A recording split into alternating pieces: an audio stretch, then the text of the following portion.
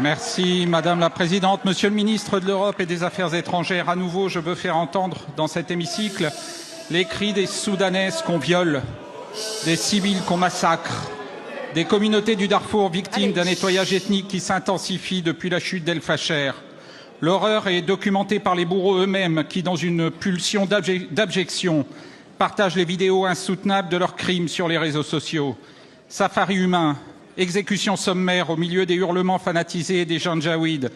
C'est un véritable génocide par balles auquel nous assistons, effarés. 150 000 morts depuis avril 2023, 16 millions de déplacés et de réfugiés, la famine partout et l'horreur au quotidien. Il y a quelques jours, 500 innocents massacrés dans la maternité d'El Fasher. Aujourd'hui, j'apprends que les miliciens des FSR exigent des réfugiés du camp de Gorom que j'avais rencontrés au Soudan il y a 2 ans et à qui je pense chaque jour. Des rançons de la honte pour libérer leurs proches retenus en otage. Les condamnations de la France et de l'ONU ne suffisent plus, Monsieur le Ministre. Le silence des chancelleries européennes face aux Émirats arabes unis qui arment le bras des tueurs n'est plus acceptable. L'indifférence non plus, qui m'interroge sans cesse, l'indifférence des médias et des opinions publiques que j'observe impuissants depuis le début de la guerre. Chaque vie compte.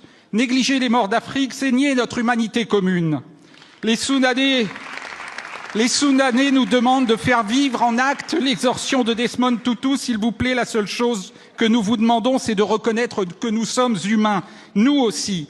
Alors, Monsieur le Ministre, je vous demande de leur dire ce que vous pouvez faire pour garantir la sécurité des civils ayant fui à Tawila pour échapper au massacre d'El Fasher, pour faciliter la mise en place de corridors humanitaires afin de permettre la circulation de l'aide humanitaire, pour convaincre nos partenaires et singulièrement les Émirats arabes unis d'agir pour que cessent les livraisons d'armes, pour que cessent enfin les combats et s'ouvre un chemin pour la paix. Je vous remercie.